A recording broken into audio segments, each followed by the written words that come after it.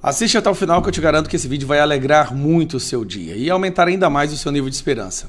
Não sei se você está sabendo, mas o Lula fez um evento ontem em Salvador, Bahia, e ele saiu de lá, desculpa a palavra, puto, revoltado, indignado. Sabe por quê? Ele foi na Bahia para um evento que seria o aniversário de 46 anos do PT. Ele pretendia, até poucos dias antes do evento, fazer ali, nesse aniversário, nessa comemoração, o lançamento da sua pré-candidatura à presidência do Brasil em 2026. Tava tudo armado. Mas aí começou a chegar alguns relatos para ele de que as pessoas não estavam querendo ir no evento. O Lula ficou revoltado. Como assim?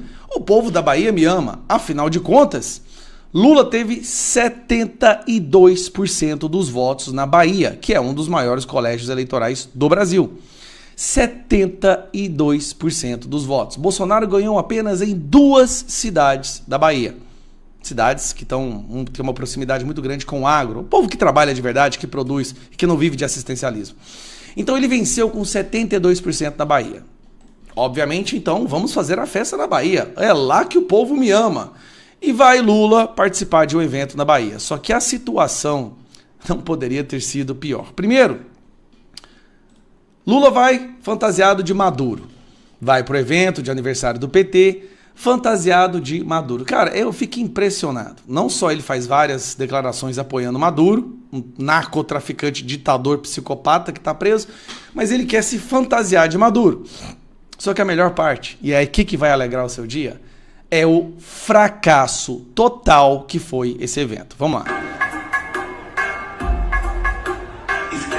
Isso aqui é para mostrar que o Lula já está no palco, ou seja, não é um momento antes ou depois, não. O Lula está no palco.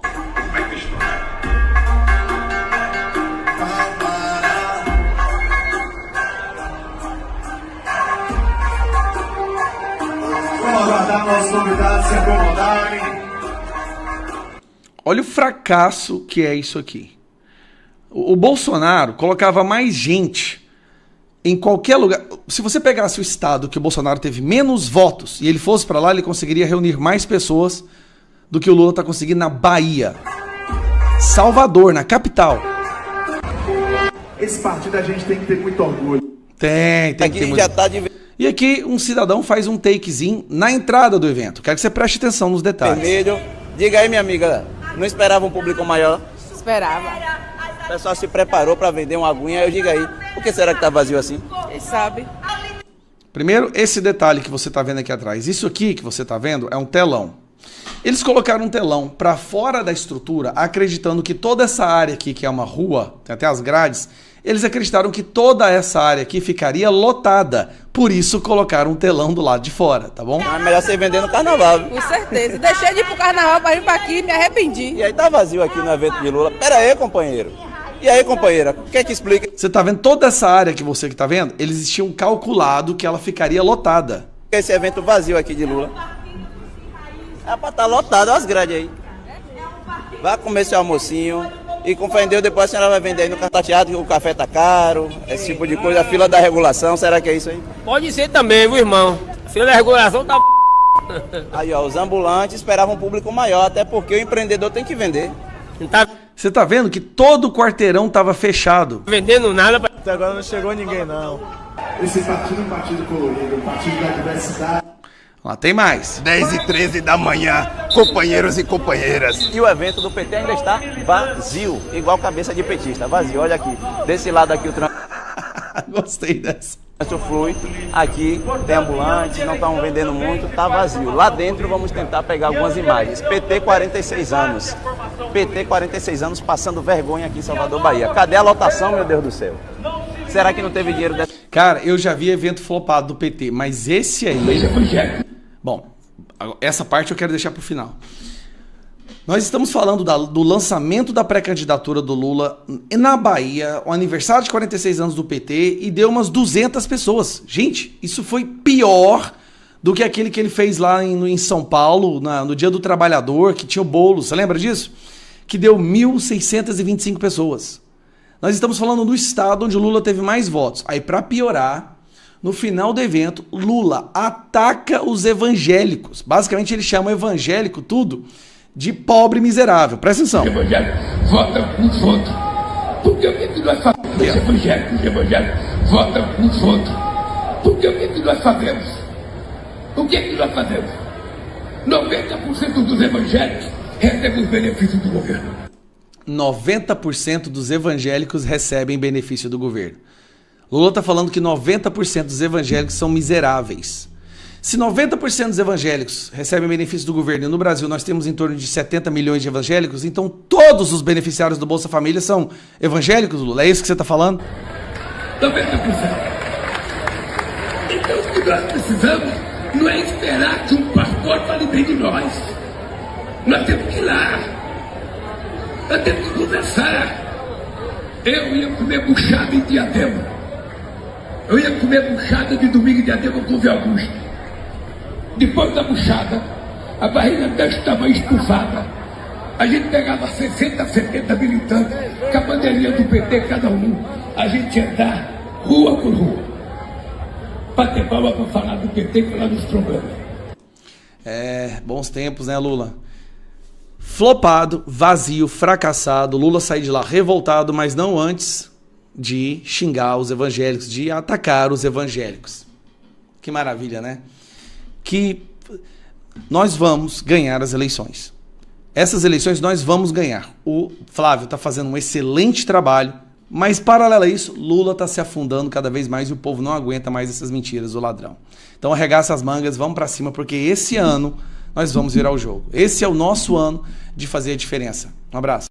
Tem mais trechos dessa conversa do Lula, dessas falas do Lula durante o final de semana, não tem, Barroso? Pois é, Pitoli, tem mais um trecho que ele diz, em meio a palavrões, né? Faz um discurso aí que de fato dá a entender mesmo que não tem lulinha, paz e amor.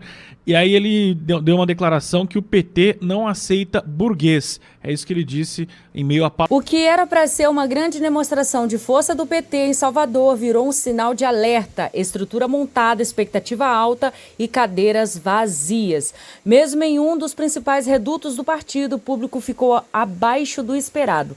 As imagens correram às redes enquanto Lula subiu o tom no discurso em um momento de visível tensão política. Tudo isso acontece no meio de queda de popularidade, pressão econômica e um cenário eleitoral que começa a mudar. Nos bastidores, a pergunta é uma só. O apoio popular está escorrendo pelos dedos? Talvez isso não seja só um evento vazio. Talvez seja um recado. Palavrões, vamos conferir um trecho dessa fala. Da forma que nós criamos esse partido. Esse partido foi criado por trabalhadores, foi dirigido por trabalhadores, e naquele tempo, meu caro Edinho, até o dono do bar que queria se filiar ao PT, a gente achava que ele era burguês. Ele não poderia se filiar ao PT porque era burguês. Era assim que a gente era. Eu lembro que a sogra da Marisa, que morava comigo, a mãe do primeiro marido dela, a dona Marília, ela tinha um fusquinha, meia. O marido dela tinha morrido. E ela gostava de se vestir bem. Quando ela chegava no ano do PT, o pessoal dizia, lá vem a burguesa do Lula. Foi a turma do Zé Disseu, a turma do Genuíno, os meninos da USP, da PUC, procuravam lá o sindicato para conversar comigo e fazia a seguinte pergunta. Ô Lula, o PT é tático ou estratégico? Olha a puta que pariu, lá quer saber se ele é tático ou estratégico. É só um partido. Porra! Eu já estava criando o partido, eles queriam saber se era tático ou estratégico. Eu lá sabia o que era tático ou estratégico. Eu lembro que uma crítica que o Luiz Carlos Prestes fez a mim, num debate em Cajamar, foi o seguinte: ele me achava um bom operário, mas ele tinha uma crítica. Porque eu não era um operário científico. Cacete, além de ser operário, eu tinha que ser científico, porra. Outra, além de ser operário, usar macacão, trabalhar 10 horas por dia, fazer 2 horas abertas e ganhar pouco, o cara queria que eu fosse científico. Se eu fosse científico, eu não era operário. Eu ia ser um intelectual. Estou pensando agora em você que votou no Lula porque o Bolsonaro falava palavrão. É sério mesmo que... Porque 3% da nossa audiência, né, Se eu lançar qualquer enquete agora, qualquer pergunta aqui no chat, a gente vai ter um resultado de 97-3, incrivelmente. Então nós temos 3% da audiência que votou no Lula. Não sei se estão aqui por masoquismo, né? Se adoram sofrer, não sei o que é. Mas tem uma parcela da audiência aqui que votou no Lula. Você votou no Lula porque o Bolsonaro falava palavrão? É isso? É isso? Esse é o Lula. Esse é o Lula na sua essência. É o PQP, é o cacete, o porra. Esse é o Lula. Esse é o Lula. E veja, me perdoe aquele que ainda acha que é sósia. Esse assunto do sósia não me convence e nunca me convenceu. Ah, é sósia. Eu vou te explicar o motivo pelo qual eu não acredito que seja. Nunca acreditei na hipótese. Olha, num debate com Prestes em Cajamar, ele me disse que eu era um operário, mas eu não era científico. Veja, essas memórias, essas lembranças que saem assim, espontaneamente, naturalmente, da boca desse cidadão, não poderiam sair da boca de um sósia. Entenda, por favor, eu não consigo acreditar nessa possibilidade. Não consigo acreditar. Veja, esse que estava falando é Lula. Esse que estava falando é aquele que roubou o Brasil, que foi condenado por isso e descondenado por um CEP. Esse é o Lula. Esse é o Lula. É o Lula dessa voz áspera, é o Lula de um concatenar, de um pensar que sugere que ele está sob o efeito de alguma coisa, né? A gente pode imaginar da Barbada, da Canjibrina, a gente pode pensar uma série de coisas, até mesmo porque esse Lula sem mola, esse Lula sem limite, é um Lula que a gente veio conhecer depois da eleição. É o Lula depois da eleição de 22 que se coloca à vontade. Lula estava num evento nesse final de semana em Salvador, né, e estava com um nítido problema de plateia. Ele começa o evento, tinha 200 pessoas participando do evento, ou seja, não tem aderência, não tem adesão, não tem participação, não tem engajamento. Esse é o Lula.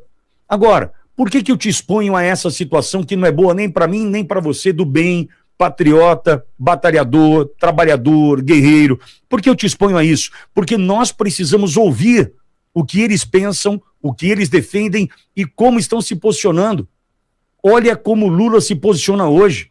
Olha de que maneira hostil, desrespeitosa, mal educada ele vem se posicionando. Mas não se enganem, esse é o Lula que já percebeu que o PT, o Partido das Trevas, né, o Partido dos Trabalhadores na sua origem, já era, já foi, não tem. E outra, quando ele cita os intelectuais, quando ele cita Dirceu, Genuíno, dentre outros, muitos destes contaram com a anistia de 1979 para estarem aí.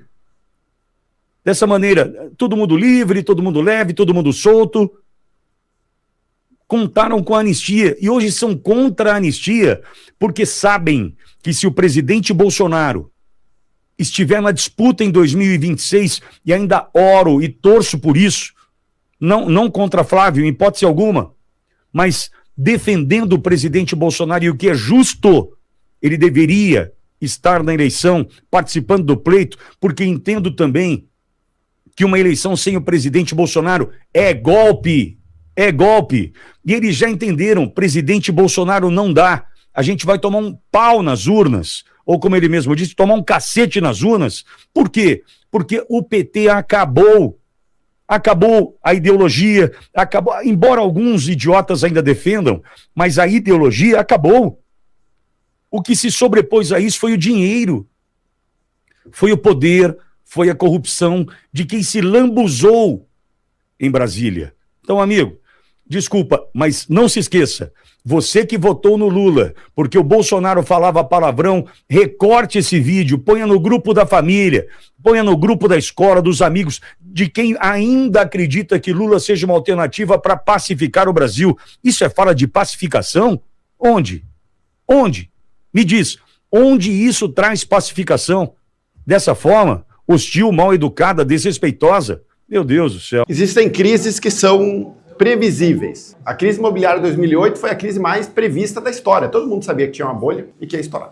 A crise da Dilma, todo mundo sabia que ia acontecer. Era uma profecia autorrealizável. Quando ela veio como um tsunami. Agora, nós estamos falando da crise de 2027. Ela é uma crise de superendividamento, novamente. Superendividamento do setor público, superendividamento das famílias e superendividamento das empresas. Vocês se lembram que o governo federal lançou o crédito consignado privado? Empréstimo do Lula, qual era a promessa? Juros mais baratos. Troque dívida cara por dívida barata. Essa era a promessa. Qual é que foi o fato? A taxa média de consignado antes do empréstimo do Lula era 37%. Agora está em 59% ao ano. Saiu de 37% ao ano para 59% ao ano. Endividaram os trabalhadores a uma taxa de juros mais alta por mais tempo. Nós avisamos que ia acontecer. E agora a gente vai avisar o que vai acontecer de novo. A partir de 2027, o fiscal vai estourar. O governo Lula não tem plano para o Brasil, só tem entregar benefícios sociais e agora a nova onda do imperador é o tal do passe livre. Vai custar bilhões, ninguém sabe o tamanho da conta, é o kit de reeleição. Quem vai pagar a conta? Certamente serão os empresários, o empreendedor, a classe média que vai ser tributado. Ontem não conseguiram aprovar a MP do Taxa Tudo. Que iam taxar tudo que era tipo de investimento. Alguma coisa passou e outros não passaram. Taxaram fintechs, isentaram e não aumentaram imposto sobre bet. Ficou fora da reforma. O aumento de 12% para 18% do GGR de imposto sobre bet, mas tributaram fintechs. Ela revela que esse governo aí quer ganhar dinheiro com o vício do trabalhador brasileiro e com o endividamento. Pessoas prósperas poupam dinheiro. Empreendedores prósperos pegam dinheiro para comprar coisas que geram mais dinheiro. As pessoas que empobrecem pegam dinheiro emprestado para comprar coisas, que é o que Lula incentiva. Pegue dinheiro emprestado para trocar geladeira, pegue dinheiro emprestado para fazer uma reforma na tua casa, pegue dinheiro emprestado para trocar a televisão. O trabalhador fica com a dívida, fica com a inadimplência e fica escravo de um sistema onde ele tem que dedicar uma parte do trabalho do seu dia para remunerar aquele que lhe emprestou o dinheiro, para comprar coisas que perdem valor ao longo do tempo. Essa é a tragédia brasileira, está desenhada depois de 3 anos desastrosos do governo Lula, onde ele tentou empurrar a demanda via endividamento e gasto público. Crescimento econômico com endividamento e gasto público tem dia e hora para acabar, que é quando você não consegue mais suportar o tamanho da conta. As famílias já chegaram nesse momento, a inadimplência está recorde, as empresas já chegaram nesse momento, a inadimplência recorde, é o 7º mês de recorde consecutivo de inadimplência das empresas. E o governo está batendo recorde. É uma tragédia anunciada. Quando a economia tiver que fazer o ajuste, nós vamos mergulhar numa recessão. E o dinheiro que hoje já falta para pagar as contas em 2027 vai faltar ainda mais. O Estado do Rio Grande do Sul tem que se preparar para uma dificuldade financeira e fiscal muito maior do que está se desenhando. E o Brasil, então, nem se fala. Infelizmente, todos os nossos medos lá em 2023 se tornam realidades. Todo pessimista em relação ao governo Lula se demonstrou mal informado. Porque tu não era pessimista o suficiente. Esse governo produz vitórias de curto prazo, prazeres de curto prazo, padrão de vida de curto prazo, via endividamento, para poder se reeleger e depois ficar mais 4 anos mamando das benesses do poder. Então o Rio Grande do Sul tem que se preocupar, as empresas gaúchas têm que se preocupar, as famílias gaúchas têm que se preocupar, porque o que vem aí é bem grave.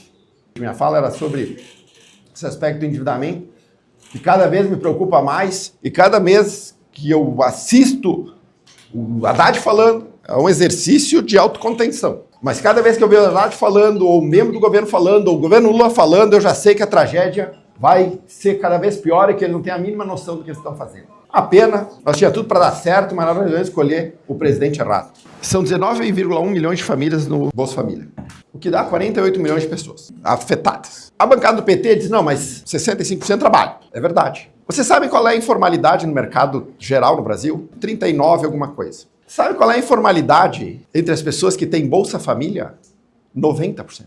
Então não é que elas trabalham, elas fazem bico. Elas têm o Bolsa Família como renda principal e o bico como renda secundária. No geral, de cada 10, 4 informais. No Bolsa Família, nos 48 milhões de pessoas diretas ou indiretamente, de cada 10, 9 informais. E se eu faço uma conta, daqueles que não recebem Bolsa Família, de cada 4, só 1 é informal. Então sim, as empresas, a indústria, o comércio, o safrista, que tem lá o Ministério do Trabalho no cangote, agora vigiando, até com drone, esse cara precisa botar a cara formal lá. E ele não consegue achar, porque o cara que recebe Bolsa Família só faz bico. E o que é bico para o mercado de trabalho? O que é considerado alguém que tenha uma atividade ou que esteja empregada?